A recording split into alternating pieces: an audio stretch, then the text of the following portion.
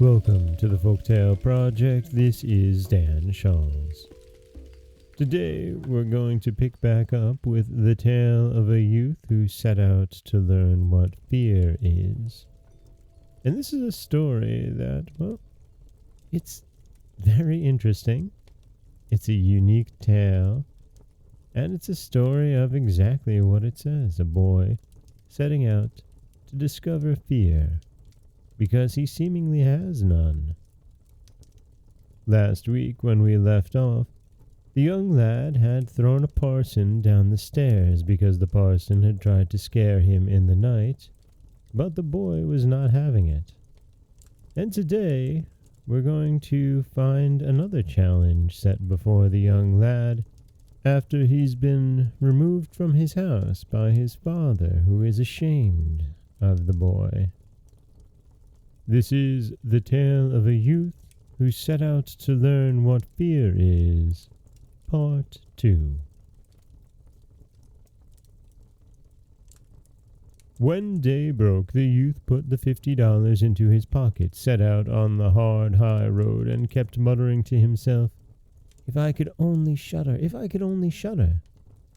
Just at this moment, a man came by who heard the youth speaking to himself, and when they had gone on a bit and were in sight of the gallows, the man said to him, "Look, there's the tree where 7 people have been hanged and are now learning to fly.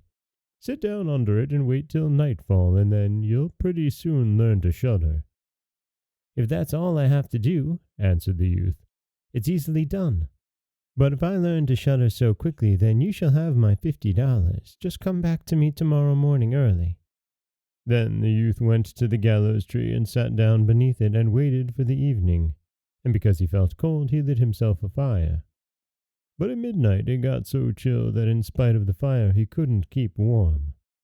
And as the wind blew the corpses one against the other, tossing them to and fro, he thought to himself, "If you are perishing down here by the fire, how those poor things up there must be shaking and shivering."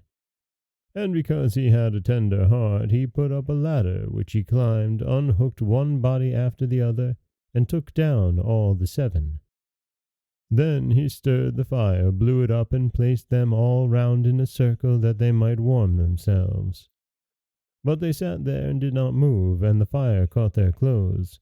Then he spoke, "Take care, I'll hang you up again." But the dead men did not hear, and let their rags go on burning. Then he got angry and said, "If you aren't careful yourselves, then I can't help you, and I don't mean to burn with you." And he hung them up again in a row. Then he sat down at his fire and fell asleep. On the following morning the man came to him, and, wishing to get his $50, said, "Now do you know what it is to shudder?" "No," he answered. "How should I? Those fellows up there, they never opened their mouths, and were so stupid that they let those few old tatters that they have on their bodies burn." Then the man saw he wouldn't get his $50 that day, and went off saying, "Well, I'm blessed if I ever met such a person in my life before." The youth, too, went on his way, and began to murmur to himself, "Oh, if only I could shudder! If I could only shudder!" A carrier who was walking behind him heard these words, and asked him, "Who are you?" "I don't know," said the youth. "Where do you hail from?" "I don't know." "Who's your father?" "I mayn't say." "What are you constantly muttering to yourself?"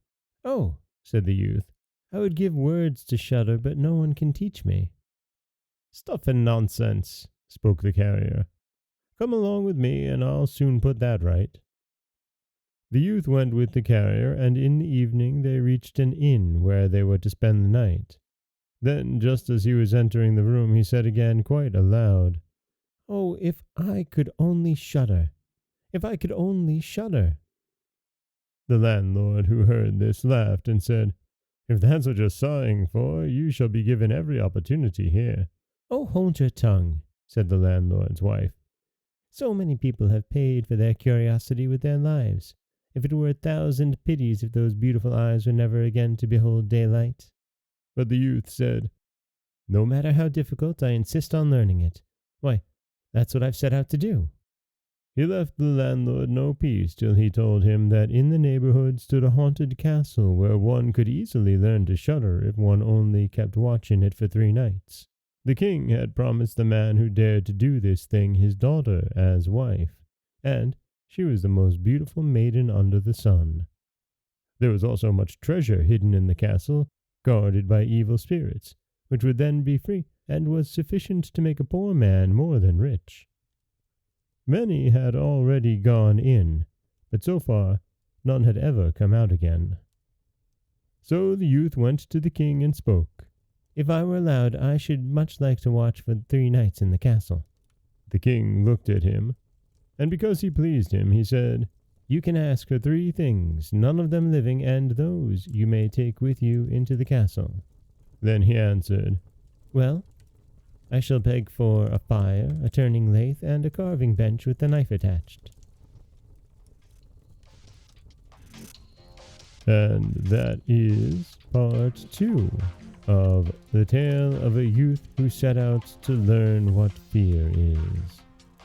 And we've seen the youth once again face something quite terrifying, not only spending the night sleeping under a gallows tree, but spending the night sleeping under the gallows with dead men hanging above him.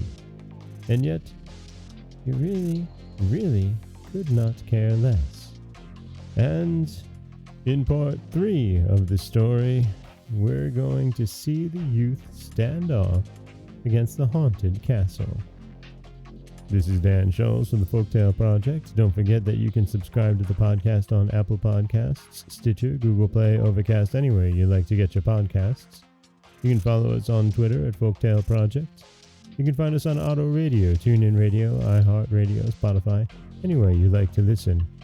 And you can always head over to folktaleproject.com, where you'll find a new story waiting for you every Monday, Wednesday, and Friday. As always, thank you so much for listening.